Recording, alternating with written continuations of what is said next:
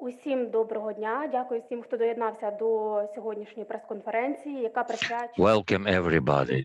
Today's press conference is dedicated to the issue of registering bills at the parliament called to facilitate the volunteering movement in Ukraine, implying the changes to the tax code of Ukraine and other legislation background. I work for the Independent Center for Democracy and the Rule of Law. As a way of introduction, I would like to thank everybody who have joined. Those who are joining us, please don't ignore the alarms that you hear and go to the shelter should the need arise. We are working within the project of Sectoral Support Initiative of Civil Society of Ukraine, together with the Independent Center for Political Research and the Center for Democracy and the Rule of Law. The bills 7363 and 7634 have been the result of the joint work of our NGOs, the Ministry of Youth and Sports, and the Committee at the Parliament of Social Work and the Protection of Veterans. We've been working with other non-governmental bodies, and we also included the preconditions under the Ukrainian legislation for the years until 2026. We've proposed a number of decisions to settle the issue of volunteering movement that have become so relevant, especially in the conditions of the Russia-Ukraine war. The amendments that we suggest is meant to improve the volunteering movement, not only in times of war, but in the peaceful time as well. I would suggest that we should start with giving the floor to the People's Deputy of Ukraine, Alexander Savchenko. He will join us via video link. He is the co-chairman of the Committee on Humanitarian Policy of Ukraine. The floor is yours.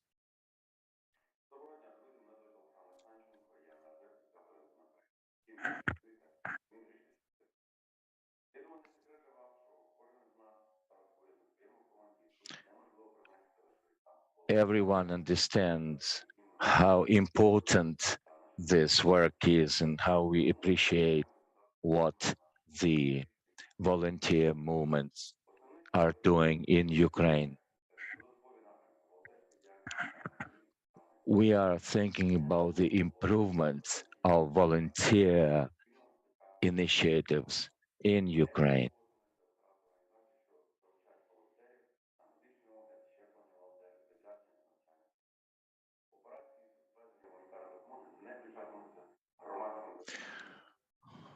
We are looking at the humanitarian aid provided by different non-governmental institutions.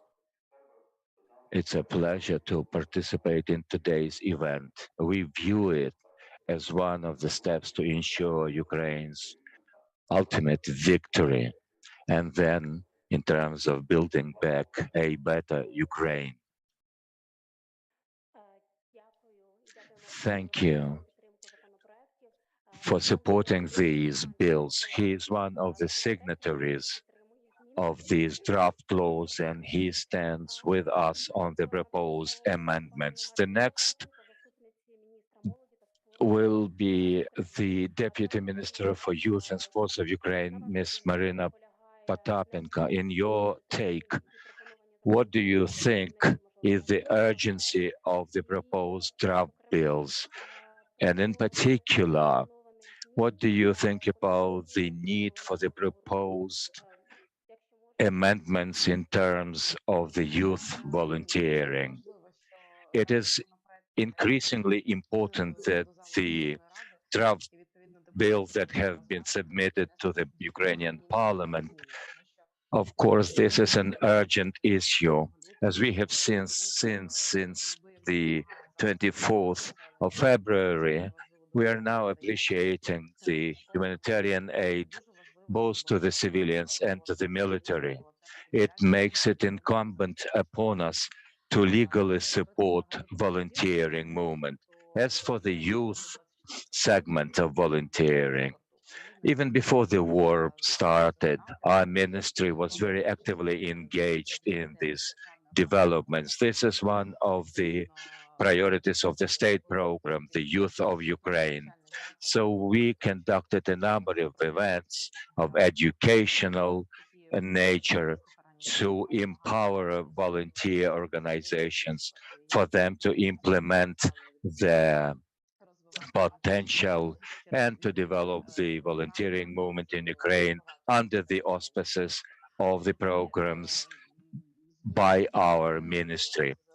The amendments that we see in this draft clause, in the first place, call for the broadening of the opportunities, including the humanitarian aid to repel the Russian aggression against Ukraine. Of course, it can't be overestimated. We are also looking into the ways of how to compensate the families of the fallen soldiers. We see that the volunteers who are working in the front lines, helping in terms of humanitarian aid, are also risking their lives and are in the harm's way. This draft clause will stipulate the ways the government will support the volunteering movement. Respectively, new targeted programs will be developed, and this will help us to prioritize these kinds of work. The age issue is also of importance. We have brought down the requirements for the adoptive and foster parents. Now we see the new opportunities for the volunteers to be compensated for their um, different services they provide, including medical services, uh, and and there will be a new mechanism implemented as for the business trips of the volunteering movement. That is to say, all the expenses of the volunteer and by the volunteer will be compensated. We have settled down the ways to help those who have suffered as the result of the Russian aggression. In other words, these are the demands that are very urgent. My special point is that we should continue with the issue of recognition of a volunteer, both by the educational establishments and by the job providers. The issue of volunteering is extremely important, one of the points of entry where people become socially responsible. This is where volunteering provides great powers and providing for the resilience of our country. So these proposals and amendments in the legal framework will be supported by us the best we can and will be implemented, we believe, as soon as possible, including all the laws and bylaws. Thank you. As for the civil society, I would like to thank you for all the works you do and your support of the new legislation. The next to take the floor will be Maksym Latsyba, who is the head of the Civil Society Development Program at the Ukrainian Independent Center for Political Research. The floor is yours, of course, and we would like you to talk about the thing that you have been expecting for a long time that were on the political agenda and are very important for you as a representative of the NGOs. welcome. It is self-evident that volunteers working for the charity bodies are contributing a lot into the defense capability of this country and a contribution to our ultimate victory. It is important that the state should create a favorable legislation framework for all the bodies, organizations that take advantage of the volunteering activities. It is important that these changes are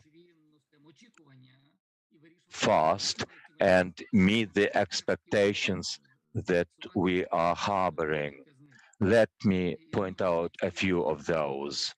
These are the issues that have been recorded by the volunteering organizations during our workshops. We have come up with an agenda which, due to the efforts of the parliamentarians, government officials, and they have been embodied in the two draft laws that we are discussing today. One of the major expectations is to broaden the list of areas where volunteering is welcome.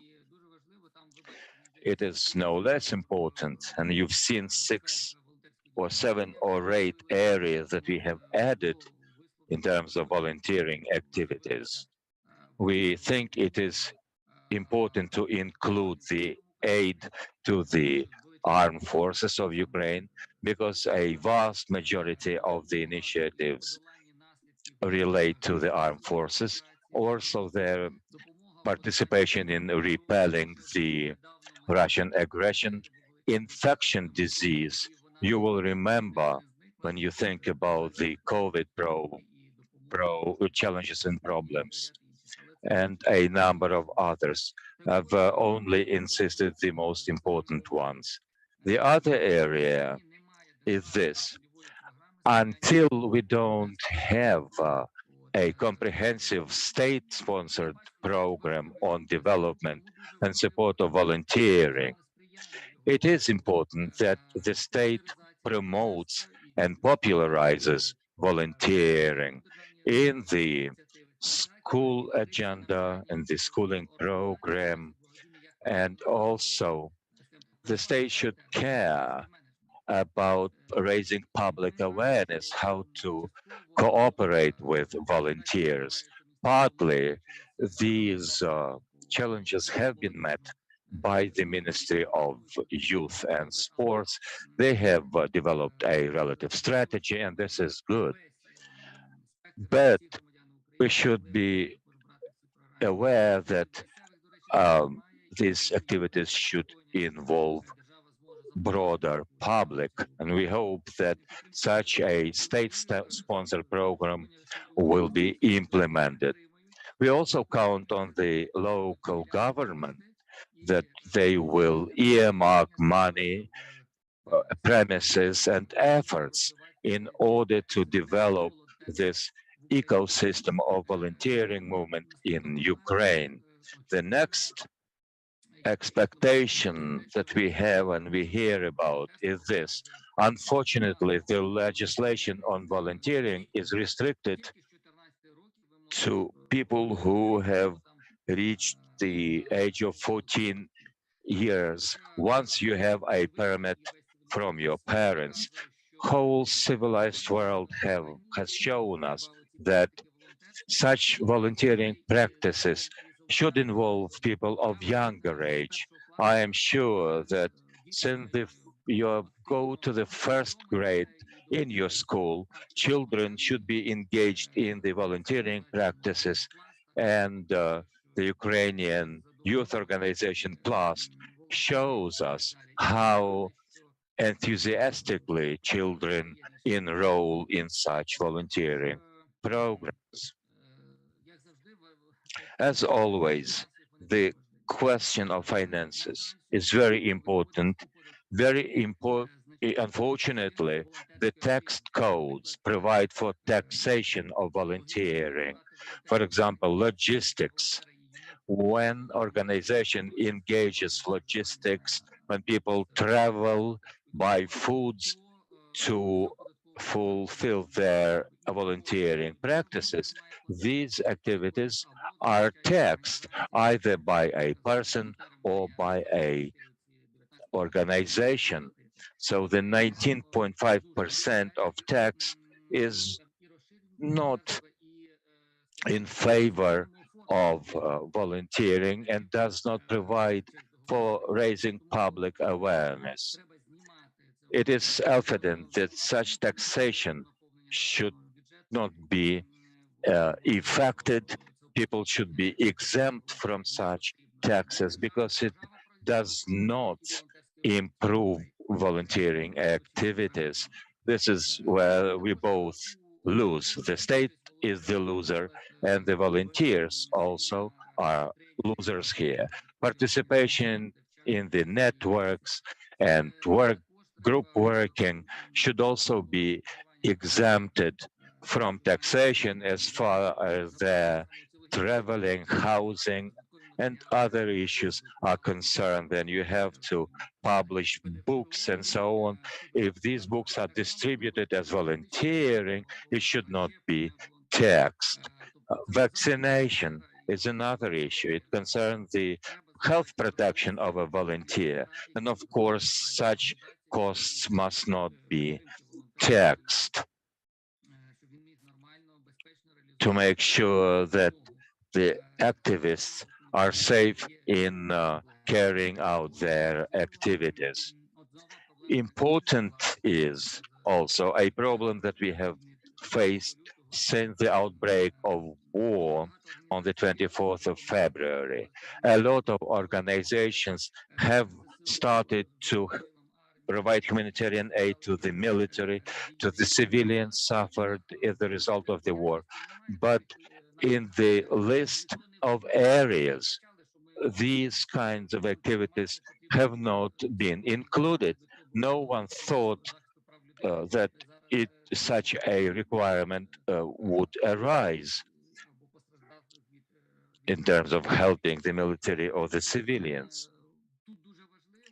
This is the area where it is important to remember these are non-profit organizations, and as such, they should be included in the list of taxation. And these registers by the Ministry of Justice, they have not changed their registry entries. So these were the problems and the risks that we face. Hopefully, these draft bills will settle this issue. Another point is VAT on humanitarian aid. Currently, the humanitarian aid that is brought by the non-profit organizations, once the organization puts them into their balances and then they distribute these goods or services, it faces VAT.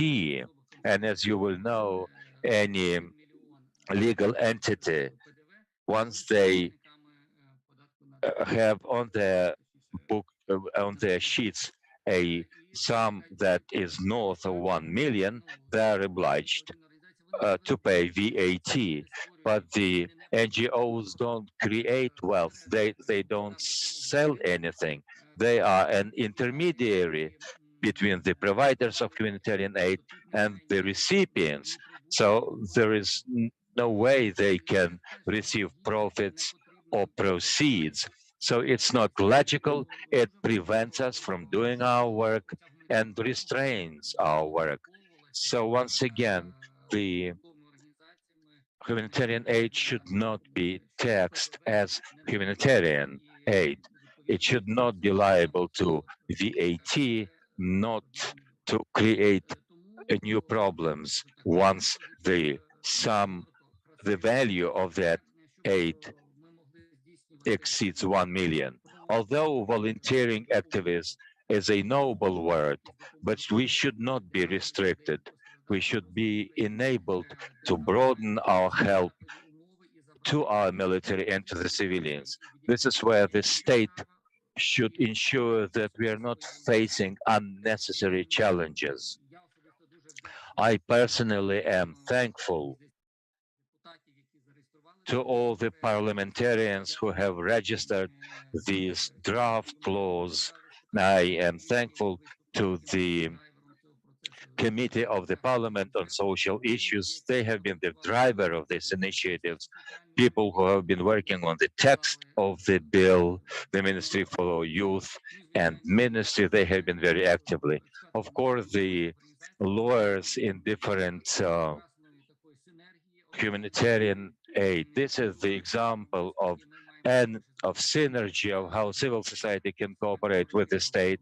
And I call on the parliament to pass and enact and approve these amendments, say in the first reading. I think they are ready to be enacted. Thank you very much, and back to you.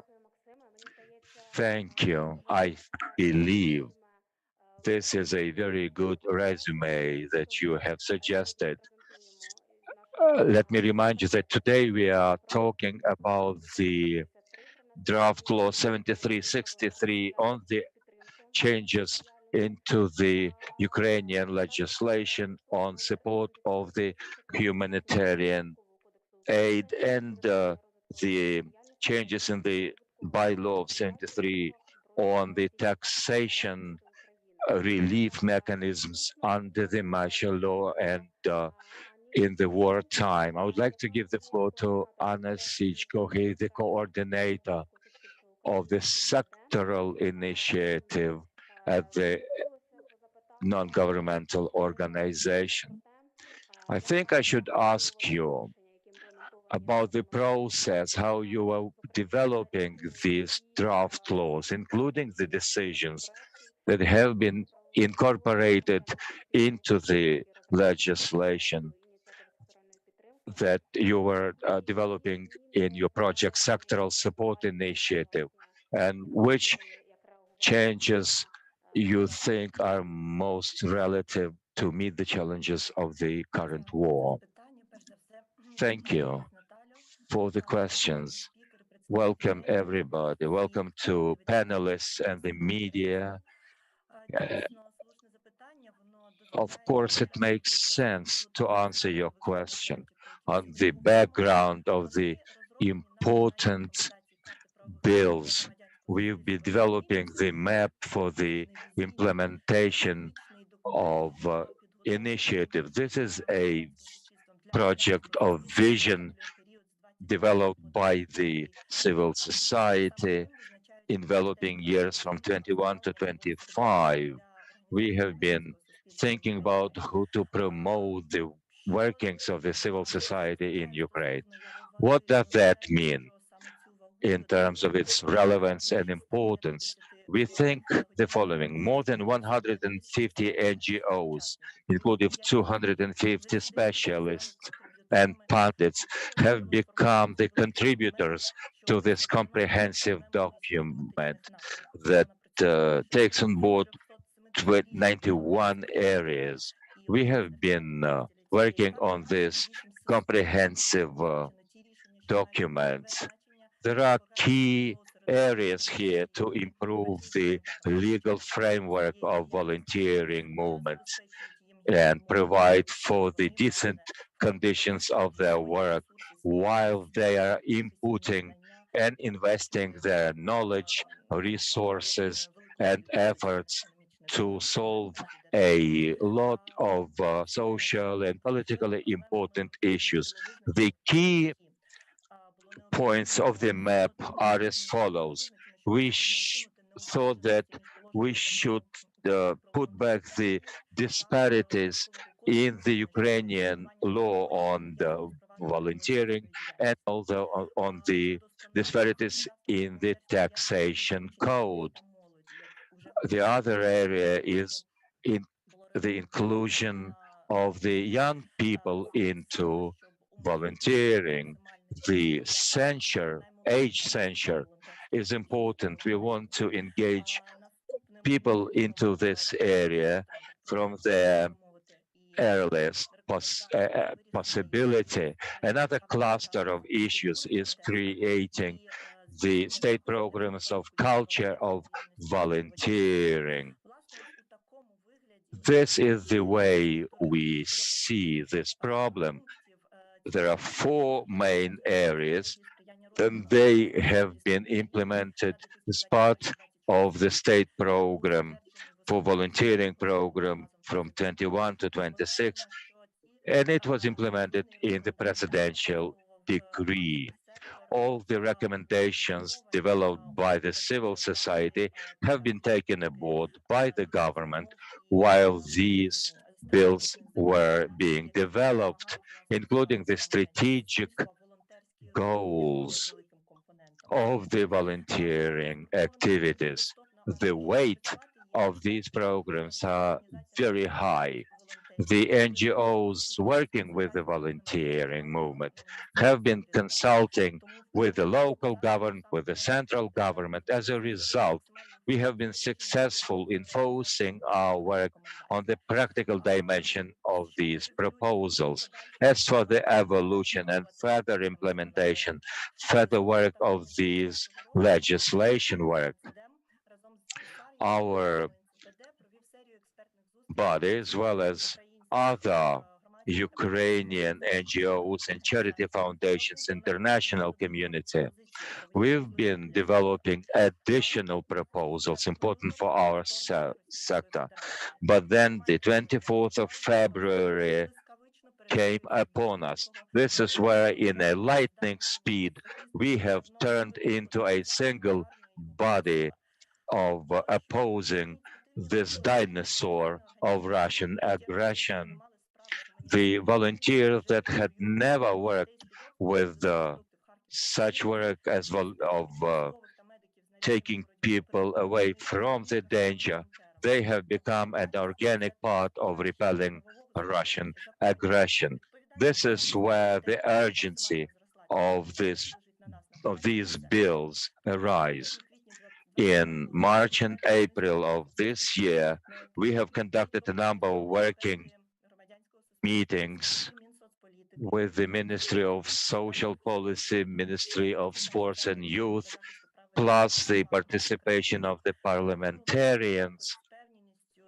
I also am sure that we should underline the following. This is the comprehensive way to solve the issue that Maksym, Latsyba, our parliamentarians have been talking about earlier. These are the issues that made the life of volunteers difficult during peacetime, but now under the full-scale Russian aggression against Ukraine, the matter is much more urgent. Once these bills are enacted, we will see the new features important under the war experience. We will provide for the compensation of volunteers, and once and if they pay their ultimate price. We will agree on the different points of compensation for the activities. We will also raise the qualification of volunteering. We will also develop new vision for the state target programs. Also important is the point that we will regulate the issue of striking out the deals with the volunteer organizations. Another issue will be when the children will be available to enroll as volunteers with their foster or adoptive parents. The fair system of taxation is very important in terms of fighting the Russian aggression. It is important that Mr. Latsyba has mentioned that not all organizations are able to change their statutes under the war to avoid all the red tape in the humanitarian help and aid to the armed forces. These are the provisions to broaden the volunteering movement.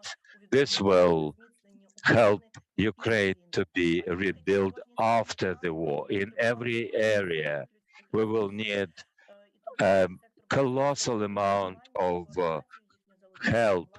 And this is where volunteer movement will be coordinating this work. We will need engineers, architects, physicians, anti-mine engineers, and hundreds of categories of professionals who will dedicate their effort into rebuilding Ukraine. And these heroic volunteers must not be prevented from their activities. I would like to thank all the members of the parliament who have been helping us on this way. I think moderator will not allow me to read out all the 44 MPs, but Mr. Lozynsky, Protetiv, Savchenko, and others, they have been signatories to this draft law. Ms. Sulema and her colleagues, Ms. Maryna Popatenko, who is the panelist today, and also her Ministry for Youth and Sports. They have been very efficient in helping us. Special thanks go to the Center for Democracy and Rule of Law and Ukrainian Independent Center for Political Research. At the consortium, they have been fostering new efforts to improve the facilities and our ability to work, to help our work.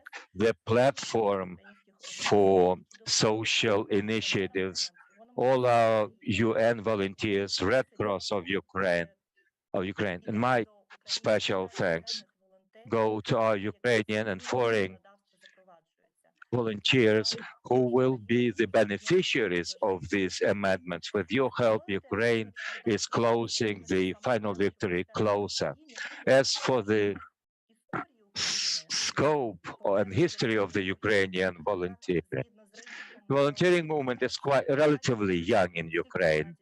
Approximately 11 years ago, in 2010, 5% of Ukrainians had volunteer expertise.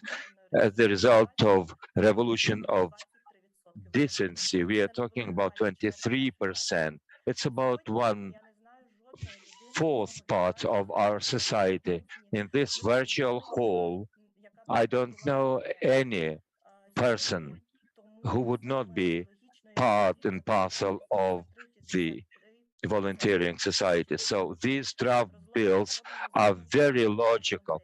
And it is logical that these initiatives are by and for the volunteers. They would allow us to develop these programs during the war and after the war. The work of volunteers must be made sustainable irrespective of the fact whether there are bombings in our streets or the war has ended. We believe in the armed forces of Ukraine. We believe in ourselves. Thank you. This is a very good speech. Again, we thank all the MPs. Let me remind you that more than 40 MPs have signed these draft laws,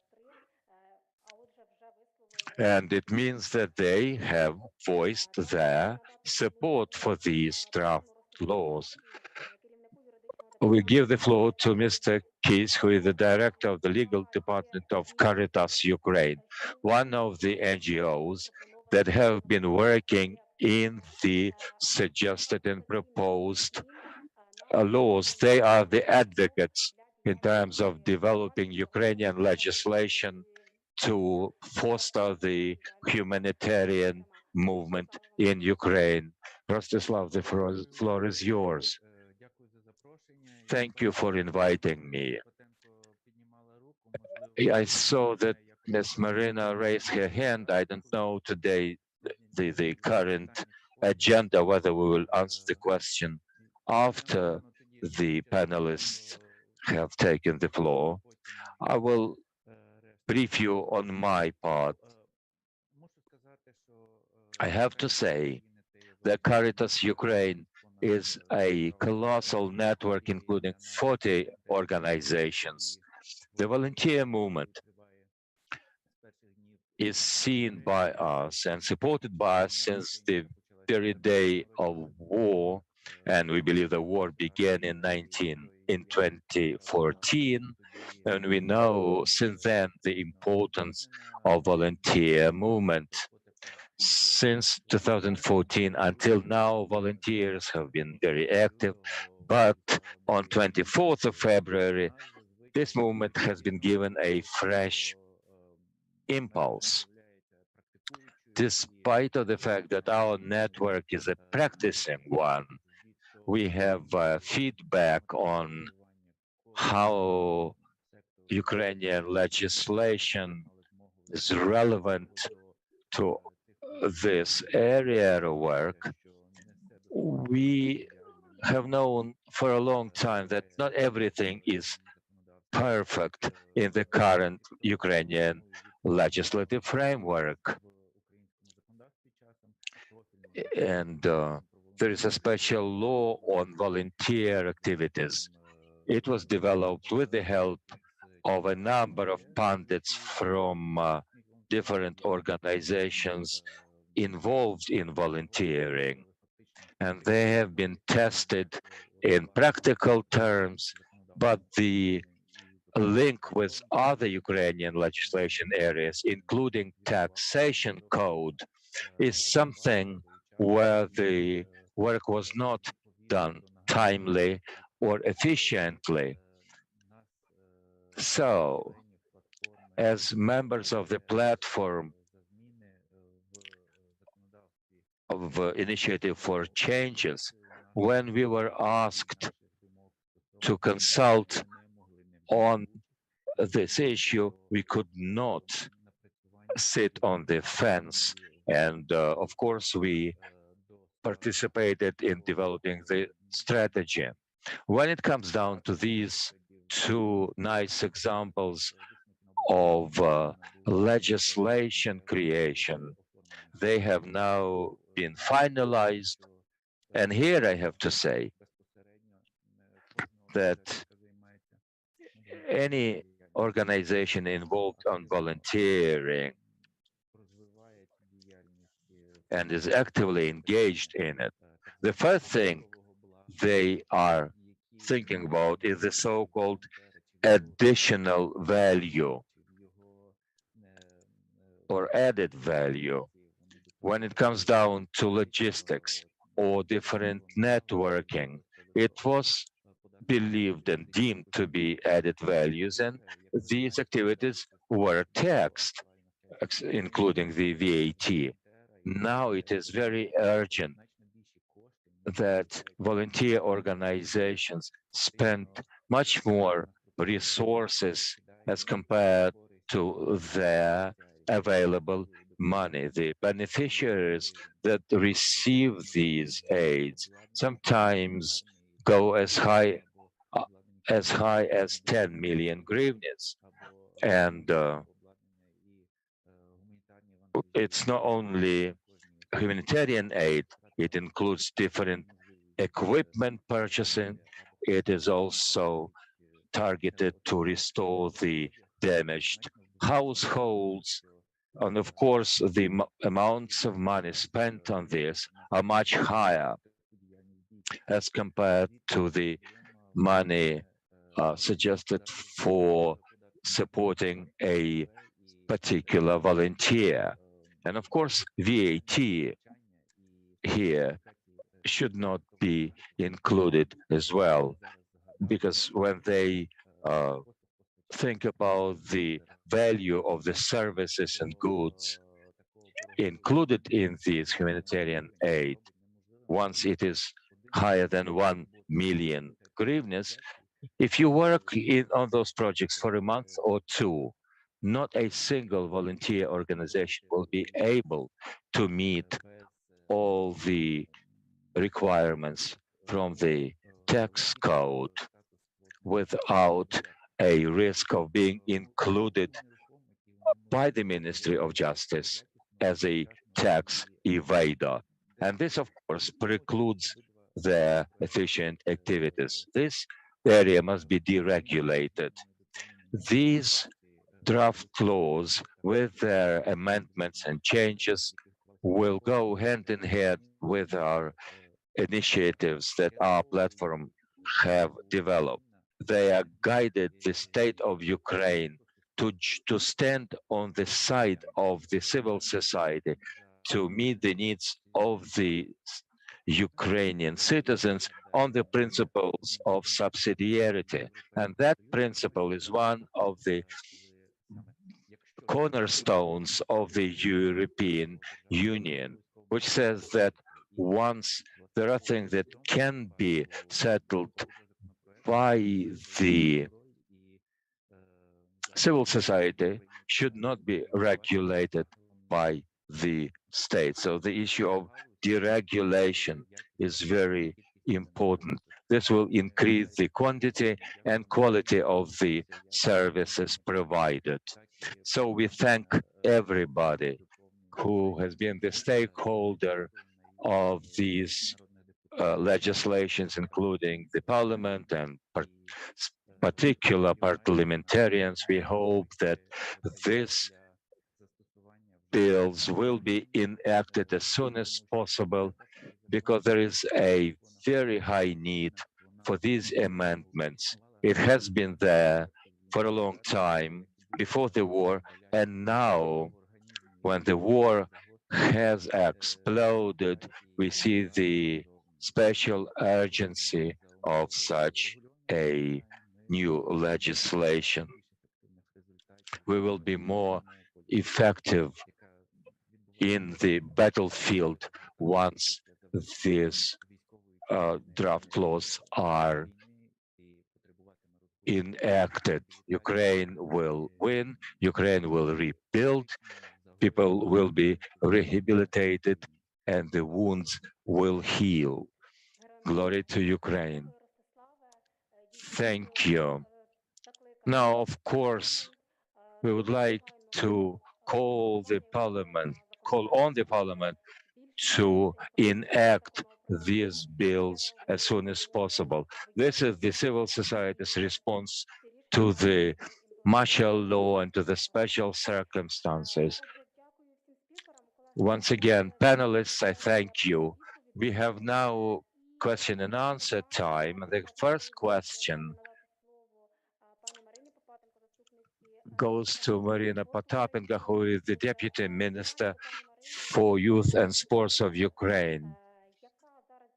Question to the Deputy Minister: how do you help the members of the Ukrainian Paralympic team, and of course our appreciation of your help to the volunteers?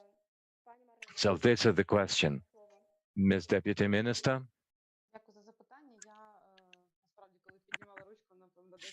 Thank you. I thought and I anticipated such a question.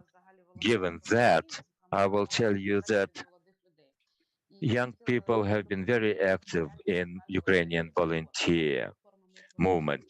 The volunteer platform of Ukraine was organized back in 2019, and it was called to implement different initiatives and volunteering aid granted by the NGOs, by the youth NGOs, youth initiatives, youth unions. For example, over the last year of the work of the platform until 24th of February, the platform encompassed 2,100 young people in Ukraine. Over the first month of war, we received the requests for help and requests to help those in need. We received more than 2,100 requests, which tells you how relevant these law changes are. If we talk about organizations that are helping us in many areas, I will mention the fact that since 1st of March, we have registered 515 NGOs, that are providing the opportunities for young people to participate. This is where we provide information where people can help, how they can help, and so on. When we help different categories of citizens, it's not only the members of Paralympics or automobile volunteering. Once you have a car of your own, you are welcome to help.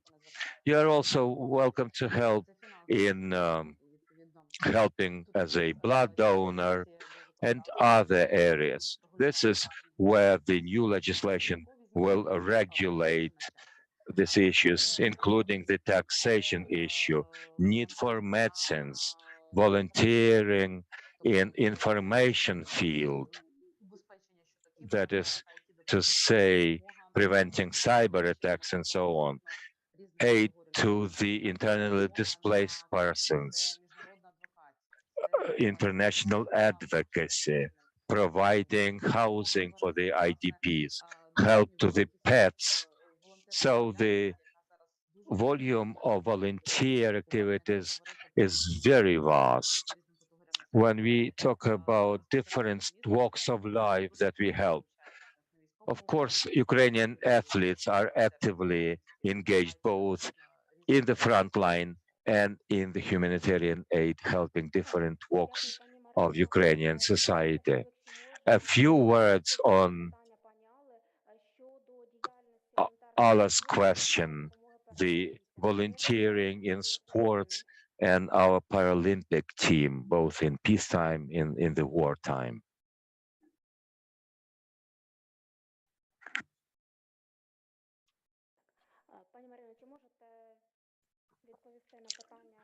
As Deputy Minister, can you answer this question? Volunteering.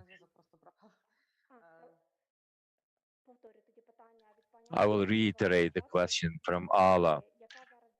Allah asks, what is the humanitarian aid to our members of the Paralympic Ukrainian team before the war and after the war broke out?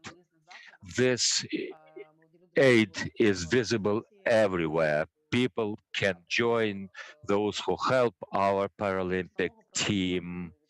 And I think I have mentioned, and I thought I have partly answered your question. Volunteers are helping different categories of Ukrainians, including Paralympic Ukraine team. Thank you for your answer and your work in this area. I would like to give the floor to Mr. Vitaly Golod from Ukrinform Agency. Two questions. One goes to the Deputy Minister and the other goes to the Member of Parliament.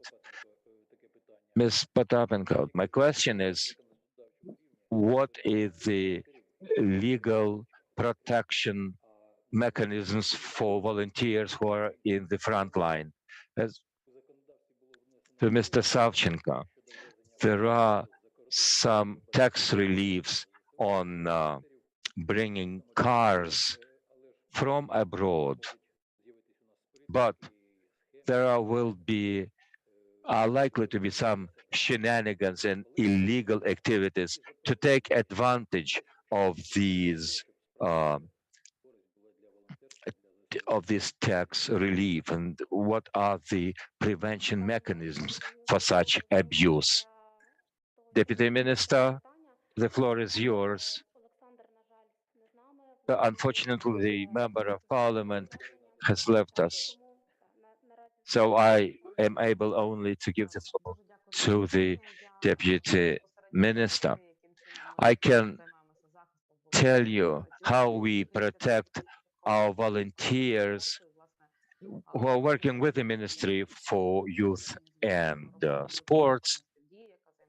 We have set up a number of directions where we provide psychological aid and children's aid when children are taken care of by highly professional specialists while their parents are settling the housing issues as the result of the Russian aggression against Ukraine. So there is a dire need to take care of the children and to provide basic necessities for the Ukrainian IDPs, especially for parents to be ensured that their children are in safety. The volunteers who are working with us are provided with the food, with the psychological support,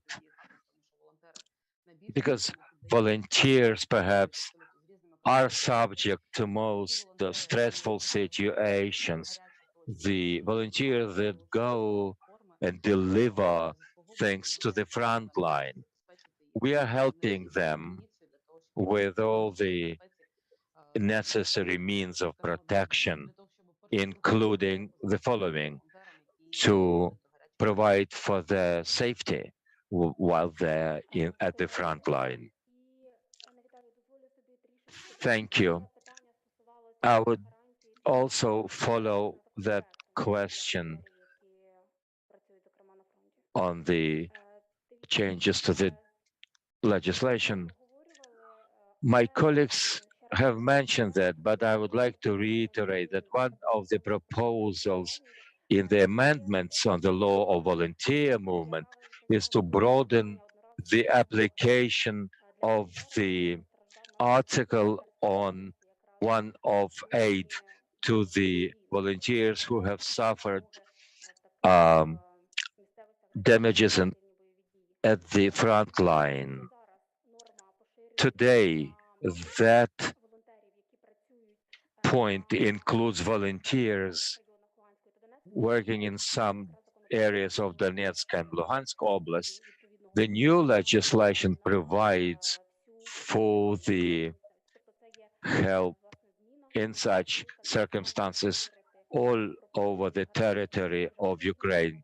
So the guarantees provided for in the former legislation will be also targeting volunteers throughout the Ukrainian territory. There are other questions here. We are continuing with our Q&A session. We would like to ask all the panelists today. We have been talking about the issue, and the point is, what are the instruments of helping volunteer themselves? What is the toolkit provided for in terms of how the state can help volunteers? What are the major highlights here?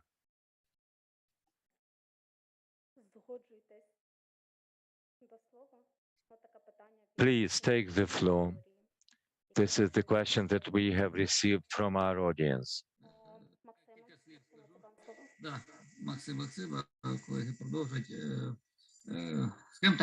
I will take the floor at this point. The key point is, the first, as I see, is the search for the resources. This is what I hear from volunteers from many quarters.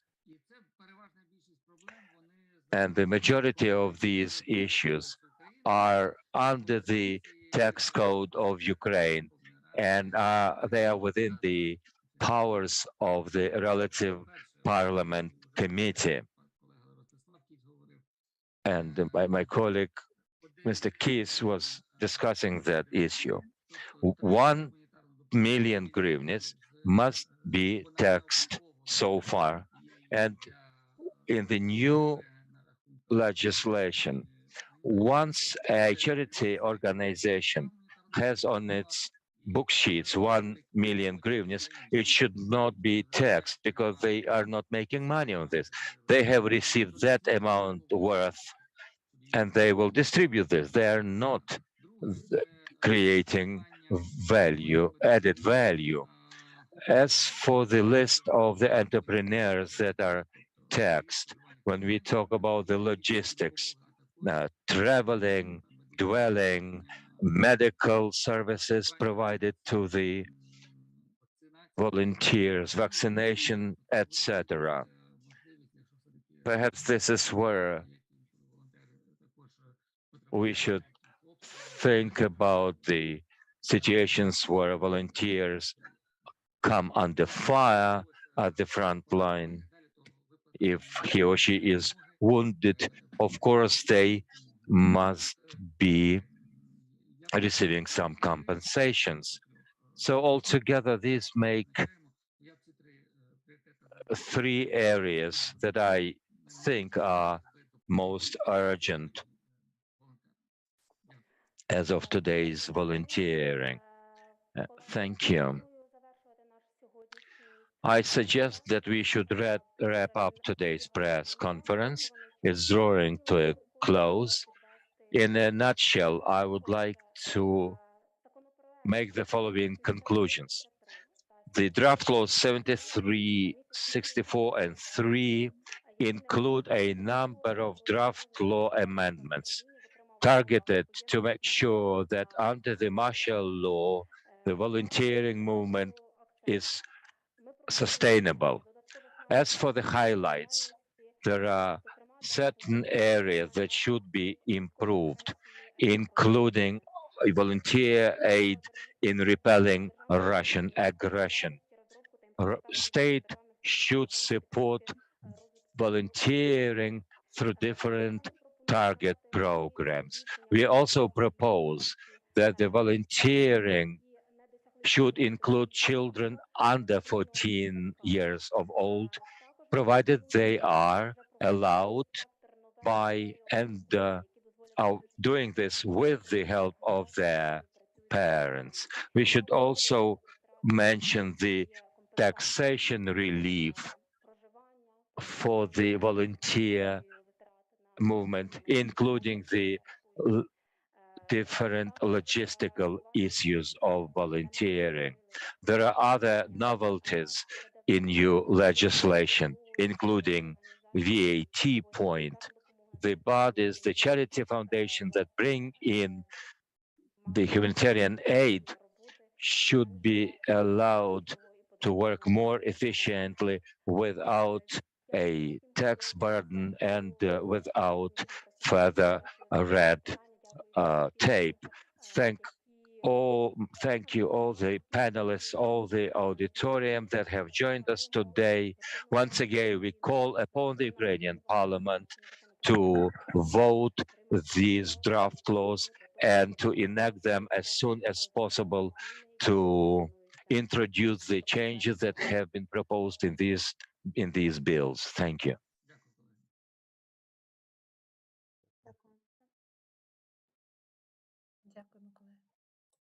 Thank you.